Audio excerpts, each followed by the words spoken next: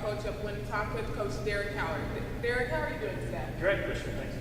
Could you tell us a little bit about your coaching career here or elsewhere? Yeah, I've coached a lot of different places. I'm happy to be here. This is my 6th year here at Winnetonka. It's my 3rd high school job. I coached Southeast Scarlet Knights down in KC-Mo before here. And then I was down in Florida, coached Melbourne Central Catholic. I've also done some things in college. I was at Belmont Abbey College in North Carolina, and I've coached 3 different developmental professional basketball teams. So kind of feel like a little bit of a traveling salesman, a little bit of basketball. Could you tell us a little bit about the history of Winnetonka High School? Something that I had to learn when I got here. About 30 years old, late 70s, and about 38 years old, early 70s. Was really suburban. It was kind of a way out there school. It houses about 30,000 kids here at Winnetonka, and in the district we house about 1,800 right now. So enrollment's kind of fluctuated. Kind of historic grounds. The Wynn family, kind of a weird thing. Tonka, an Indian name about this area, and the Wynn family is so Winnetonka. I like the Wynn because that's kind of a good thing. Very positive first bit of our name. So the school, the district's growing. We're highly accredited. I've loved it here and look forward to year 6. All right. Tell us about your last season, basketball season. Was it a good one? We've had 5 great years here. My first year here, we won conference and district. We sent my best player was an honorable mention, McDonald's All-American player. He was a captain at the University of Iowa for the last 3 years. Just signed a pro contract in Iceland, actually, at a place called Keflavik. Don't ask me to spell it. And then we've been fairly successful. Last year we were 17-8, ranked number 1 in our district going into the playoffs. I'm not going to talk about the playoff performance, but we had a great year. Sent one of our players was an all-state player last year and went to UCM. And we just want to see it keep rolling. We've had a great 5 years. All right. So tell us about the upcoming season. You say you think it's going to be great. Do you have any special players coming back? We do. We graduated 8 players, and that's pretty big for a senior class.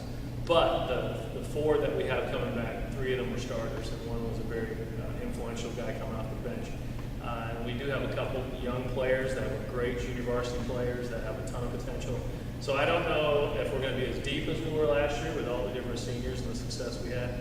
But with our younger players and the guys we do have back, I think it's going to be a great year. Our styles changed. When I first got here, we were kind of a walk it up, pound it, and lull you to death kind of team. And now we've kind of embraced the culture in our building, and we've got a bunch of athletic kids, and we're kind of like a Burger King team. We want to put them in the hot fryer and get it to go. We really want to pressure the ball and get out and run a lot. And we've changed our style, but we've worked with the student athletes we've given. Okay. And as far as your coaching skills, you say you changed your style a bit. How important do you think it is for coaches to be students of the game? Oh, it's really important. I think with the high school level and the college level, you can recruit your own team. And so you can, whatever style you'd like to play, you can go get those student athletes. I think it's a little different at the high school level.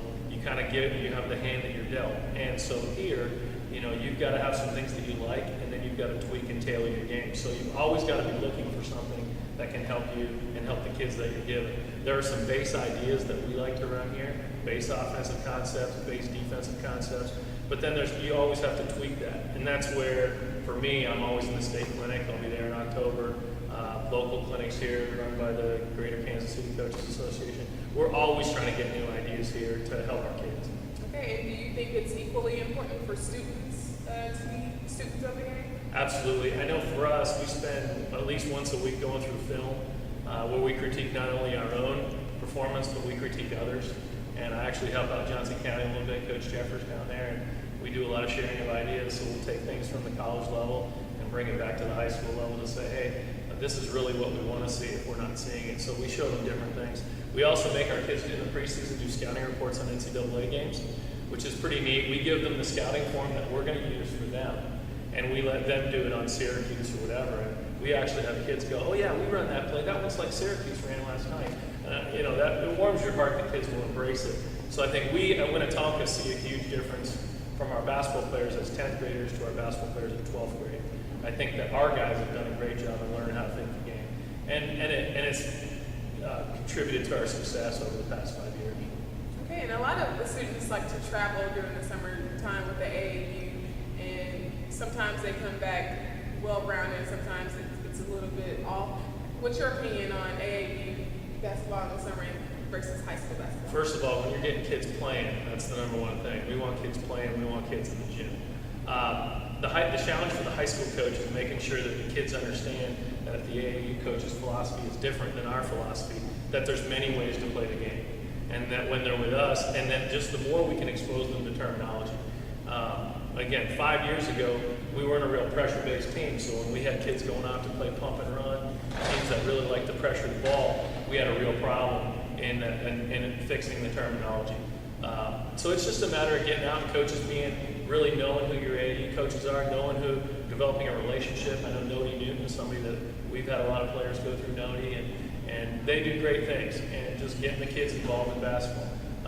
And just explaining to kids, this is how we want to do it here, that's how you do it there. And then also, I think in the summertime, the AAU is the time for them to work on their team concepts. When they come to me in the summer as the high school coach, then we're working on the individualized components of their game. We're getting them in the weight room, we're doing fundamental work.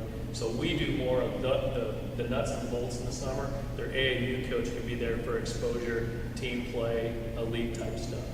Okay, but would you rather have them working in local facilities during the summer, working on their individual teams, or do you like it the way it is? I think that, especially talked a lot about media with our guys, and using Facebook, using Twitter, using cell phones, communicating with me, letting me know.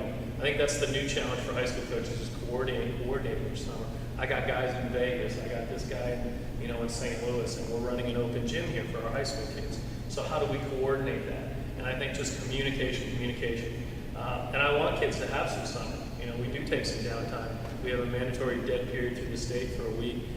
So we want to see them get the most and just try to coordinate. And sometimes it's difficult, but you've got to do it if you want your program to grow. Okay. And how important do you think it is to have the administration behind you to have your program grow? Oh, it's vital. And here at Winnetonka, we have an athletic director that does a tremendous job, Jeff Rich.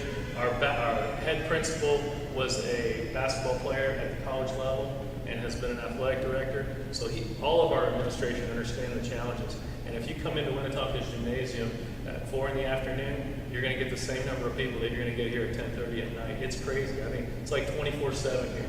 There's always something going on at Winnetonka High School. Okay, and do you guys have local business support?